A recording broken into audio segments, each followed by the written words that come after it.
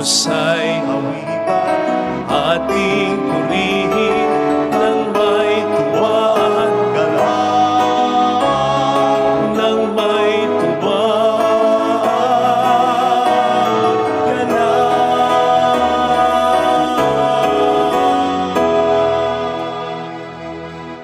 Sa ngalan ng Ama at ng Anak at ng Espiritu Santo.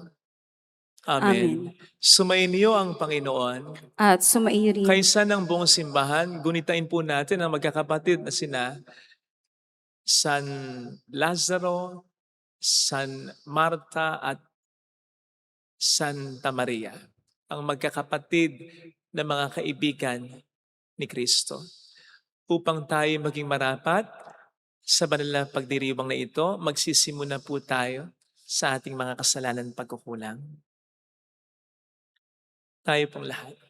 Inaamin ko sa makapangyarihang Diyos At sa inyo, mga kapatid, na lubha ako nagkasala sa isip, sa salita at sa gawa, at sa aking pagkukulang. Kaya sinasamo ko sa mahal na Birheng Maria, sa lahat ng mga anghel at mga banal, at sa inyo, mga kapatid, na ako'y panalangin sa Panginoong ating Diyos. Kaawaan tayo ng mapagmahal na Diyos, patawarin sa ating mga sala, at patnubayan hanggang sa buhay na walang hanggan. Amen. Panginoon, kaawaan mo kami. Panginoon, kaawaan mo kami. Kristo, kaawaan mo kami. Kristo, kaawaan mo kami. Panginoon, kaawaan mo kami. Panginoon, kaawaan mo kami. Yumuko tayo, maaaring ibulong sa Panginoon ang ating intensyon. Isama natin sa intensyon ng misa ang pag-adya nawa sa atin ng Panginoon sa malakas na lindol. Ang intensyon ng mga nagpapamisa ngayon, lalo na ng mga tumutulong sa ating simbahan, kalusugan para sa may sakit at ang mga nag-aalaga sa kanila.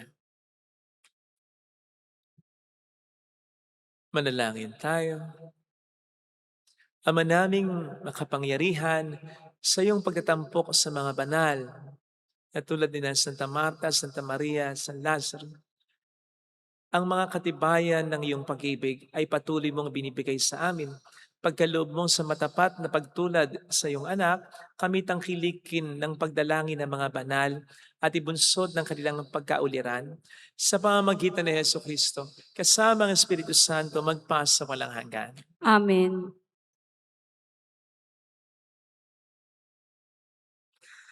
Ang salita ng Diyos mula sa unang sulat ni Apostol San Juan.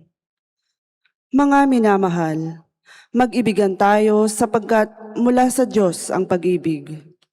Ang bawat umiibig ay anak ng Diyos at kumikilala sa Diyos. Ang hindi umiibig ay hindi kumikilala sa Diyos, sapagkat ang Diyos ay pag-ibig. Inihayag ng Diyos ang kanyang pag-ibig sa atin nang suguin niya ang kanyang bugtong na anak upang magkaroon tayo ng buhay sa pamamagitan niya. Ito ang pag-ibig, hindi sa inibig natin ng Diyos, kundi tayo ang inibig niya at sinugo ang kanyang anak upang maging handog sa ikapagpapatawad ng ating mga kasalanan.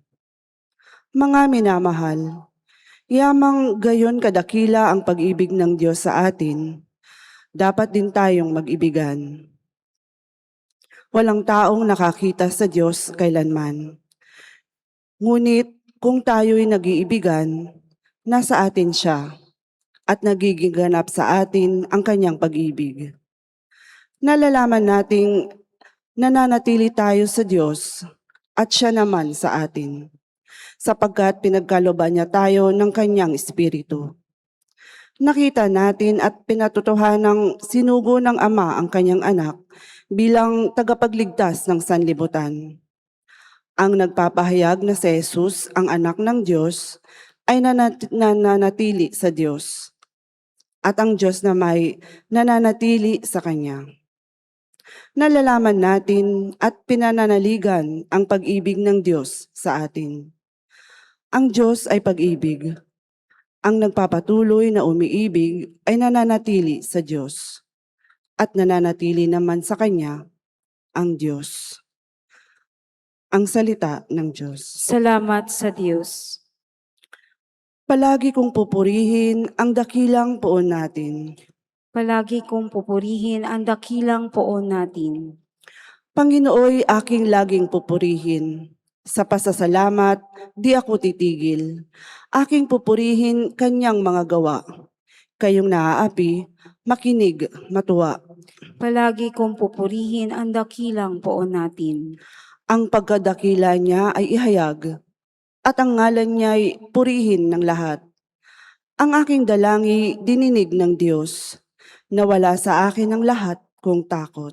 Palagi kong pupurihin ang dakilang poon natin.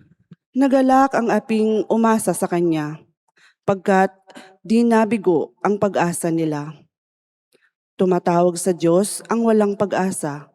Sila'y iniligtas sa hirap at dusa. Palagi kong pupurihin ang dakilang poon natin. Anghel iyong bantay sa may takot sa Diyos. Sa mga panganib, sila'y kinukupkup. Ang galing ng poon, hanaping masikap. Iyaong nagtiwala sa Kanya't naligtas, ay maituturing na taong mapalad. Palagi kong pupurihin ang dakilang poon natin. Matakot sa poon kayo, Kanyang bayan, nang makamtan ninyo ang lahat ng bagay. Kahit mga leon ay nagugutom din, sila'y nagkukulang sa hustong pagkain. Ngunit ang sinumang ang poon susundin, sa anumang bagay hindi kukulangin. Palagi kong pupurihin ang dakilang poon natin.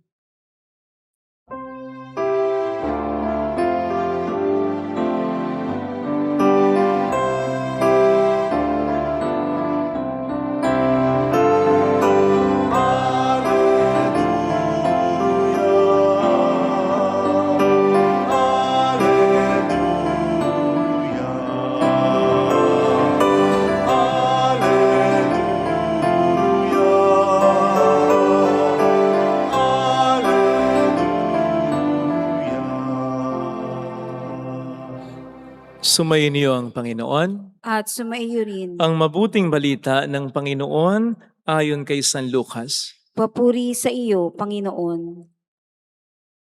Noong panahong iyon, nagpatuloy si Jesus at ang kanyang mga alagad sa kanilang paglalakbay at pumasok sa isang nayon. Malugod siyang tinanggap ng isang babaeng nagngangalang Marta sa tahanan nito. Ang babaeng ito ay may isang kapatid na Maria ang pangalan na upo ito sa paanan ng Panginoon at nakinig sa kanyang itinuturo. Alalang-alala si Marta sapagkat kulang ang kanyang katawan sa paghahanda, kaya't lumapit siya kay Jesus at ang wika, Panginoon, sabihin nga po ninyo sa kapatid kong tulungan naman ako. Ngunit sinagot siya ng Panginoon, Marta, Marta, naliligalig ka at abalang-abala sa maraming bagay, ngunit isa lamang ang talagang kailangan. Pinili ni Maria ang lalong mabuti at ito'y hindi aalisin sa kaniya. Mga kapatid, ang mabuting balita ng Panginoon. Pinupuri ka namin, Panginoong Hesukristo. Welcome sa Our Lady of Lazaret Quasay Parish kung saan ayos lang pong umiyak at samahan tayo ng mahal na ina sa pag-iyak at sa pagdarasal upang maging maayos ang lahat. Anong klaseng kaibigan meron ka? Masasabi mo ba na tunay at mabuting kaibigan ito? Tama naman ba ang standard mo para masabi mong mabuti at tunay na kaibigan ng isang tao? Alam natin pare-pareho ang halaga ng kaibigan sapagkat bukod sa ating pamilya, sa kaibigan natin nararamdaman ang pagmamahal. Ang pagmamahal na nagpapasaya sa atin, tumatanggap sa atin, sumusuporta sa atin, nagtatanggol sa atin. Sa katunayan, may mga taong hindi nararamdaman ang ganyang uri ng pagmamahal sa pamilya nila. Pero sa mga kaibigan nila, nararamdaman nila. Ganon kaimportante ang kaibigan. Friends are also family members with whom we share our lives. Hindi natin kadugo, pero ang turing natin, ang turing sa atin ay higit pa sa kapamilya. Sapagkat ang pagiging pamilya ay higit pa sa pagiging magkadugo talaga. Kaya napaka-importante na tama rin ang standard natin sa pagpili ng magiging mga kaibigan natin, lalong-lalo na yung ituturing nating tunay na kaibigan natin, sapagkat napakalaki ng kanilang pwedeng maging impluwensya sa atin. They can change the course of our lives, they can influence our decisions, they can even shape our character more than our family can. Binigyan po tayo, mga kapatid ng Panginoon, ng kapangyarihan na pumili ng kaibigan. Sana gamitin po natin ng wasto ang pagkakataon at kapangyarihan na yan. At napag-uusapan po natin ngayon yan sapagkat ipinagdiriwang po natin ngayon ang pag-aalala natin sa tatlong santong magkakapatid, sina Marta, Maria at Lazaro. Galing, no? Tatlong magkakapatid na puro santo. I mean, yung isa lang ang maging santo sa pamilya o sa magkakapatid, malaking bagay na eh. Yung tatlong magkakapatid pa ba? Klase. Pwede nating isipin na mabubuting halimbawa ang ipinakita sa kanila ng kanilang mga magulang o ng kanilang mga kamag-anakan, pero wag na po tayong lumayo. Doon na tayo sa sinasabi talaga at pinapahiwatig ng banal na kasulatan. Ang pinakadahilan ng kanilang kabanalan ay ang kanilang pagiging kaibigan ni Jesus. Naalala naman po siguro natin yung sinabi ng tagapagbalita ni Marta at Maria kay Kristo patungkol sa pagkakaroon ng sakit ni Lazaro. Sabi nito, ang minamahal niyong kaibigan ay may sakit. And of course, natatandaan niyo naman din siguro yung sinabi ng mga tao nang umiyak si Kristo dahil sa kamatayan ni Lazaro. Sabi nila, tunay ngang si Lazaro ay minamahal niya. Well, not to mention yung paglalaan ni Jesus ng panahon para bisitahin sila kahit napaka-busy niya. At yung pagtuloy niya sa bahay ng mga babaeng ito na hindi naman niya kaano-ano. Hindi po yun dati automatic na magandang tingnan para sa mga Hudyo. Kaya hindi ito basta gagawin ni Jesus kung hindi malapit sa kanya ang magkakapatid na ito. Tapos nakinig pa ng mataimtim si Maria kay Kristo. And then yung the way na pakikipag-usap ni Marta kay Kristo. Halimbawa sa Ebanghelyo narinig ninyo na parang si Kristo ay inuutusan niya. At nang mamatay na nga si Lazaro, nung sabi niya, kung narito po sana kayo, di sana namatay ang kapatid ko, na parang sinisisipan niya. Karanasan ang magsasabi sa atin na hindi natin ito sasabihin sa isang tao, hindi naman natin kaklose. At hindi rin naman natin hahayaan na sabihin ito ng isang tao sa atin na hindi rin naman natin kaklose. Malamang sabihin natin sa kanya, feeling close ka, hindi tayo close dalawa. Pero hindi ganoon sa kaso ni Marta dahil kay Kristo ay malapit talaga sila. At yun ang pinakadahilan ng kanilang kabanalan. Inilapit sila ni Jesus sa Diyos, which really makes Jesus a true friend. Sapagkat ang mabuti at tunay na kaibigan ay nag-aakay sa kabutihan. Ang mabuti at tunay na kaibigan tulad ni Jesus ay naglalapit sa atin sa Diyos. Indeed, may mga kaibigan tayo na masayang kasama, pero sa anong paraan ba? Baka naman dahil sa panalait na ginagawa nila sa iba, kaya tayo tumatawa. O baka naman dahil sa kabastusan ng mga binibitawan nila. May mga kaibigan tayo na suportado tayo, pero baka pati yung mga mali nating desisyon sa buhay. May mga kaibigan tayo na pinagtatanggol tayo, pero baka naman kahit na mali na ang ginagawa natin. May mga kaibigan tayo na tanggap tayo, pero baka naman pati yung pangit na pag-uugali natin ay hindi po natin dapat itinuturing na tunay at mabuting kaibigan ng mga ito. Because if we do so, delikado po tayo dahil malamang o sigurado ko na ang mga ito ay ginagamit ng demonyo para iligaw at sirain tayo. Kaya wag po sana tayong basta pumili ng kaibigan ng ang standard natin ay mababa lang. Lalo pat wag tayo magtuturing ng kaibigan na sabihin natin tunay ito, mabuti ito, kapag ang standard natin ay pamaba lang. Dahil hahatakin po tayo pababa ng mga taong yan. 1 Corinthians 15:33, do not be misled. Bad company corrupts good character. Proverbs 27:17, as iron sharpens iron, so one person sharpens another. Kaya mag-ingat po tayo kung kinakailangan natin gumawa ng mga bagay na masama just to fit in with our friends. They're not true friends. Sumana po tayo ng iba. At hindi rin po katwiran yung mahal tayo, kaya tanggap tayo kung sino tayo. Ang tunay na mabuting kaibigan, yes, tatanggapin tayo kung sino tayo, pero kung naniniwala siya na kaya pa nating baguhin ang ating pangit na pag-uugali, sapagkat mas mataas ang tingin niya sa atin kaysa sa pangit na ugali natin. Lalo pat kung ang kanyang layunin ay ang kabutihan natin sapagkat alam niya na we can be better, we can even be best. Yun ang tunay na kaibigan, yun ang mabuting kaibigan. O di ba't ganyan si Jesus? Si Jesus ang nagsasabi sa atin, I no longer call you servants, but friends. Si Jesus nakikipagkaibigan sa atin.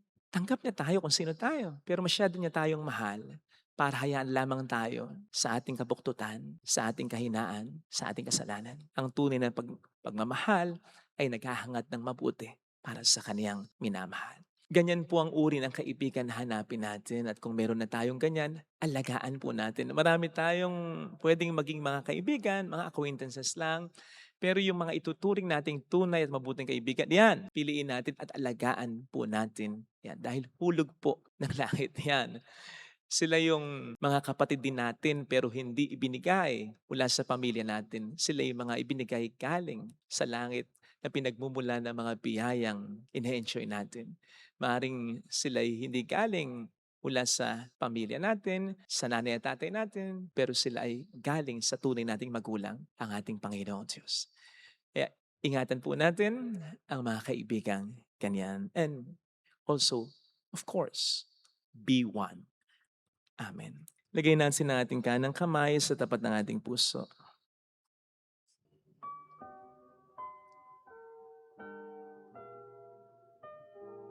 Alam kong may magagawa ang Diyos.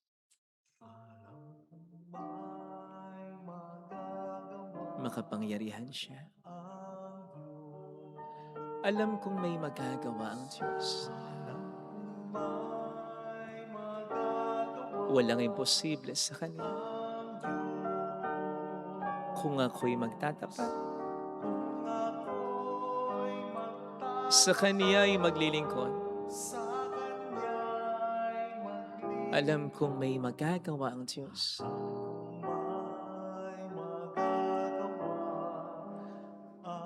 Alam kong diringkin ng Diyos ang samo ko, sapagkat anak niya ako. Alam kong diringkin ng Diyos ang samo ko, sapagkat alam niya ang pinagdaraanan ko. Kung ako'y magtatapat, sa Kaniya'y maglilingkod. Alam kong diringkin ng Diyos ang samo ko. Pumikit tayo. Panginoon, salamat sa pagiging mabuting kaibigan mo para sa amin. Pasensya na kung may mga pagkakataon na hindi namin ito nakikita at hindi namin pinapahalagahan. Nakikipagkaibigan pa kami sa iba na hindi mo naman pinadala, sa iba na masamang impluwensya, at kung minsan hindi rin kami nagiging mabuti at tunay na kaibigan sa aming kapwa, humihingi po kami ng tawad. Panginoon, akhayin mo kami, palapit sa iyo. Gusto namin maging tunay ding kaibigan para sa iyo. Gusto rin namin maging banal tulad ni Marta, Maria at Lazaro. Sa awa mo, Alleluia, purihin ang Diyos. Alleluia, pasalamatan siya. Siya ay muling babalik sa atin. Hindi ka niya iiwan. Hindi ka niya pababayaan. Paniwalaan mo yan. Alleluia, purihin ang Diyos. Alleluia, sa takdang panahon babalik ang Panginoon upang tayo ay kunin tapat siya sa kaniyang mga pangako sa atin. Sabihin mo sa sarili mo, mayroong magandang mangyayari sa iyo, higit pa sa inaasahan mo. Sapagkat mahal ka ng Diyos, pakatandaan. Kung lalapit ka kay Jesus, maaaring matagal, maaaring maging mahirap, pero magiging maayos din ang lahat. Kay Jesus, mayroong magandang mangyayari sa iyo.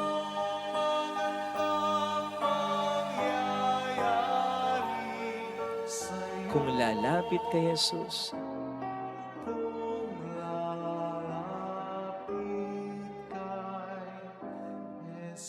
papuri sa Ama at sa Anak sa Espiritu Santo, kaparan sa unang-una, ngayon na magpakailanman, at magpa sa walang hanggan. Amen.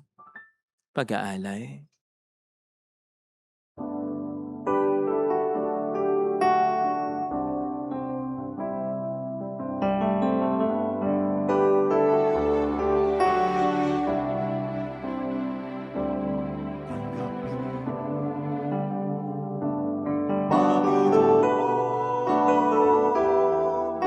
Itong aking alay sa'yo, ibibigay, iaalay, lahat ng yaman at buhay, iaalay sa'yo, papuri sa ngalan mo, kahit na may kasalanan, itong pusong nagmamahal, tanging hiling sa'yo, sana'y tanggapin ang alay ko.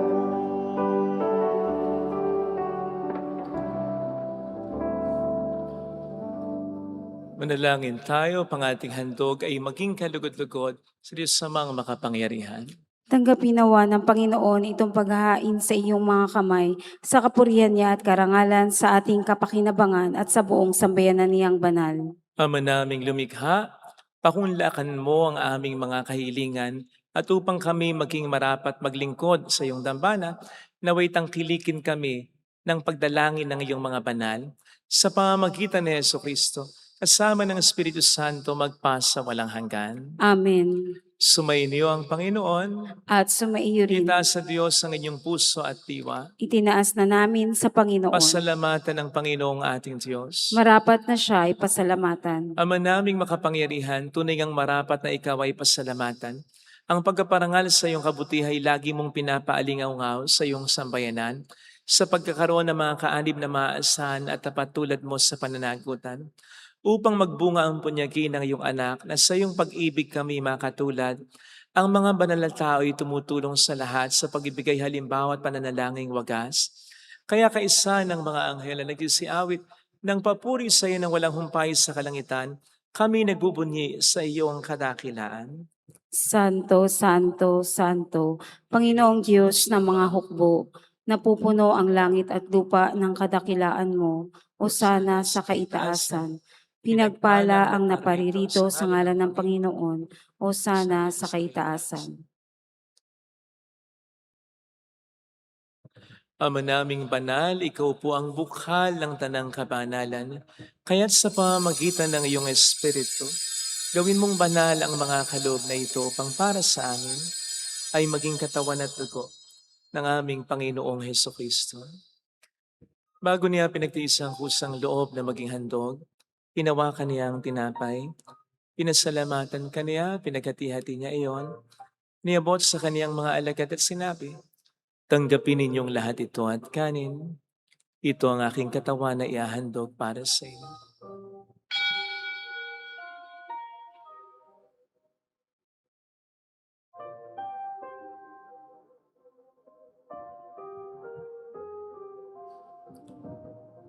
Gayun din naman nang matapos ang hapunan, hinawakan niya ang kalis, muli kaniyang pinasalamatan.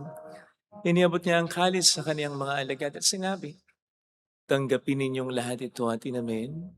Ito ang kalis ng aking dugo ng bago't walang hanggang tipan. Ang aking dugo na ibubuhos para sa inyo at para sa lahat sa ikapagkapatawad ng mga kasalanan. Gawin niyo ito sa pag-alala sa akin."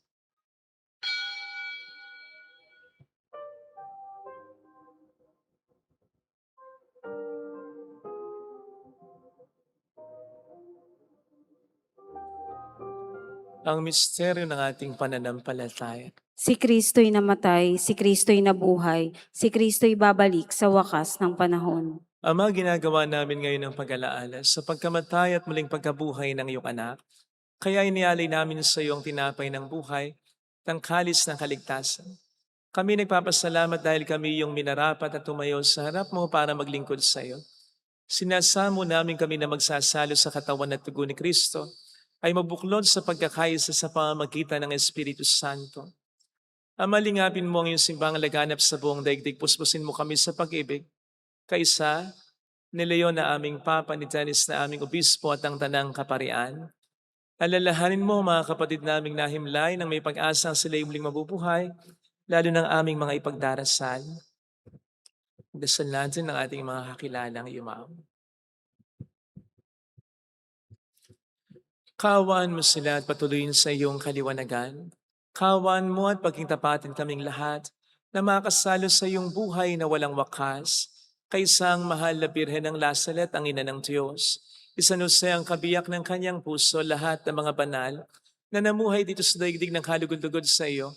May pagdiwang nawa namin na pagupuri sa ikararangal mo sa pamamagitan ng iyong anak na aming Panginoong Hesukristo. Sa pamagitan ni Kristo, kasama niya at sa Kanya, ang lahat ng parangal, papuri ay sa iyo, Diyos amang makapangyarihan, kasama ng Espiritu Santo, magpasawalang hanggan.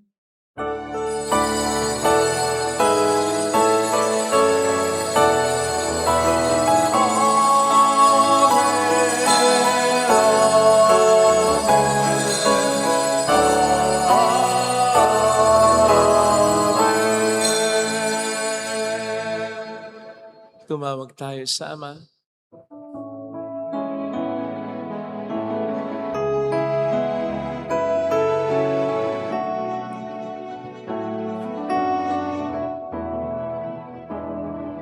Ama namin, sumasalangit ka, sambahin ang ngalan mo, mapasabi ang kaharian mo, susundin ang loob mo dito sa lupa para nang sa langit. Bigyan mo kami ngayon ang aming kakanin sa araw-araw. At patawarin mo kami sa aming mga sala, para ng pagpapatawad namin sa nagkakasala sa amin.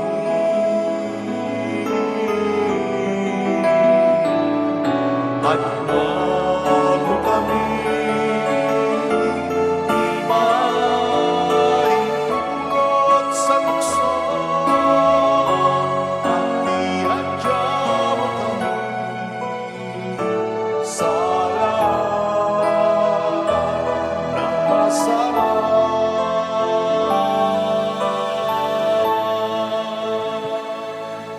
Iniling namin kami adya sa lahat ng masama, pagkalooban ng kapayapaan araw-araw, iligtas sa kasalan, samantalang aming pinaghahandaan ng dakilang araw na pagkapahayag ng tagapagligtas namin sa Heso Kristo. Sapagkat iyo ang kaharian, ang kapangyarihan at ang kapurihan, magpakailanman. Amen. Panginoong Heso Kristo, sinabi mo noon, sinasabi mo rin sa amin ngayon, kapayapaan ang iniiwan ko sa inyo, aking kapayapaan ang binibigay ko.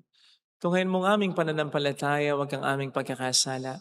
Pagkalooban mo kami ng kapayapaan at pagkakaisa sa iyong kalooban, kasama ang Espiritu Santo magpasa walang hanggan. Amen. Ang kapayapaan ng Panginoon ay sumainyo nawang lahat. At sumaiyo rin. Magbigayan tayo ng kapayapaan sa isa't isa.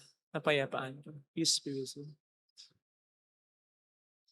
Kordero ng Diyos na nag-aalis ng mga kasalanan ng sanlibutan, maawa ka sa amin. Kordero ng Diyos na nag-aalis ng mga kasalanan ng sanlibutan, maawa ka sa amin. Kordero ng Diyos na nag-aalis ng mga kasalanan ng sanlibutan, ipagkaloob mo sa amin ang kapayapaan.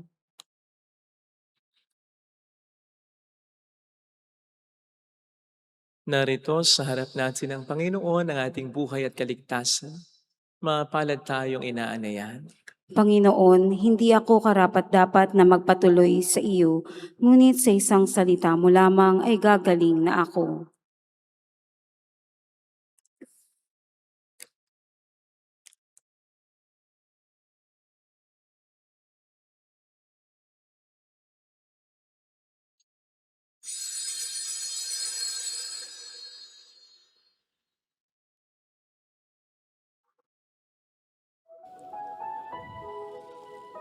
Panalangin para sa espiritual na pakikinabang. Panginoong Hesus, ako ay naniniwala na ikaw ay nasa kabanal-banalang sakramento. Iniibig kita ng higit sa lahat at ninanasa kong tanggapin ka sa aking kaluluwa. Sapagkat sa mga sandaling ito, hindi kita matatanggap sa sakramento. Tumuloy ka sa espiritu sa aking puso. Niyayakap kita na para bang naririto ka na. Inaalay ko ng buong buo ang aking sarili sa iyo. Huwag mong hayaang mawalay ako sa iyo. Amen.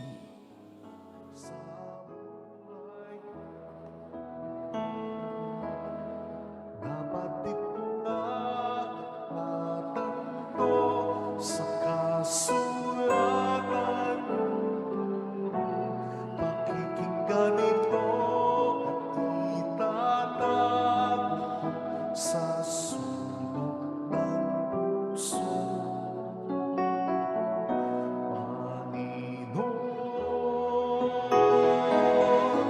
narito ako. Naghihintay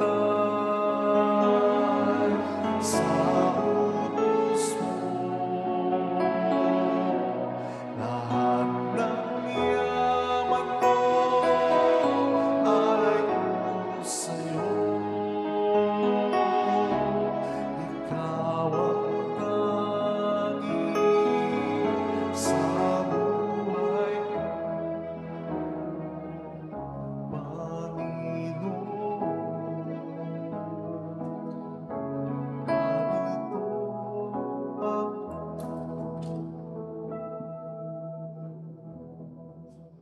Manalangin tayo. Ama naming mapagmahal, batis ng tuwa at kapayapaan ang iyong angkang narito at nagdiriwang. Sa paggunita sa mga banal ay nagpupuri sa iyong ngalan upang sa pagkasalo namin sa piging ng iyong anak, makamit namin ang sangla ng iyong paglingap. Sa pamamagitan ni Jesucristo kasama ang Espiritu Santo magpasa walang hanggan. Amen. Holy God, Holy Mighty One, Holy Immortal One. Have mercy on us and on the whole world. Holy God, Holy Mighty One, Holy Immortal One. Have mercy on us and on the whole world. Holy God, Holy Mighty One, Holy Immortal One. Have mercy on us and on the whole world. Jesus, King of Mercy. We trust in you. Alalahanin, Alalahanin, o mahal na Birhen ng Lasalet, ina ng pag-asa, ikaw ang nagpaalala sa aming magbalik loob sa Ama. Ito ang nagpapatunay na ang kagandahang loob mo'y nanatiling busilak. Sa pag-aaruga mo sa amin, tungkulin mo'y tinupad. Sa paanan ni Kristo'y itinuring mo kaming mga tunay mong anak, kaya ninais mong ni isa'y huwag mapahamak. Maging sa iyong walang tigil na pananalangin, pati luhay pumatak. Huwag namang mawala ng saysay ang iyong paghihirap. Hiling nawa namin sa iyo o aming inang liyag na matapos ang pakikibaka namin sa mundong ito at sa pananatili naming tapat kay Kristo, sa kapurihan mo'y makibahagi kaming ganap upang kung nasaan ka ngayon ay maparoon din kaming lahat at ang kaganapan ng kalwalhatian ng Diyos Amay tuluyang matupad siya nawa. mahal na Bira ng Lasalet, tagapagkasundo ng mga makasalanan. Ipanalangin mong walang patid kaming mga dumudulog sa iyo. Maraming po salamat sa inyong lahat, sa inyong pakikiisa at sa mga tulong na binibigay ninyo. Ang Panginoon na po ang bahalang magsukli sa kabutihan niyo. Alam na po niya ang pangalan niyo, alam sino kayo, alam niya ang mga pangailangan. Yun po ang lagi naming dasal dito. Thank you po. Sumainyo ang Panginoon. At sumaiyo rin. Pagpalain kayo kasama ang ating pamilya na mapagmahal na Diyos, ng Ama at ng Anak at ng Espiritu Santo. Amen. Umayo tayo sa kapayapaan ni Kristo. Salamat sa Diyos.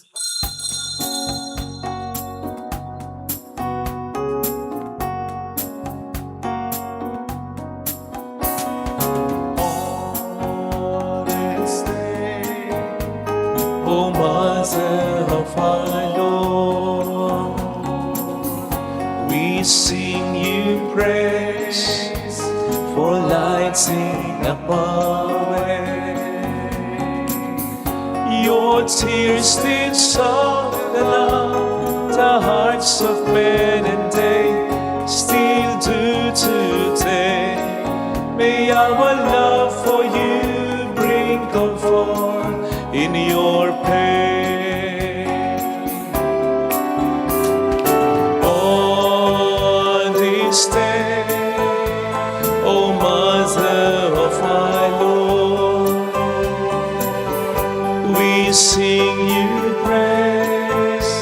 for light sing upon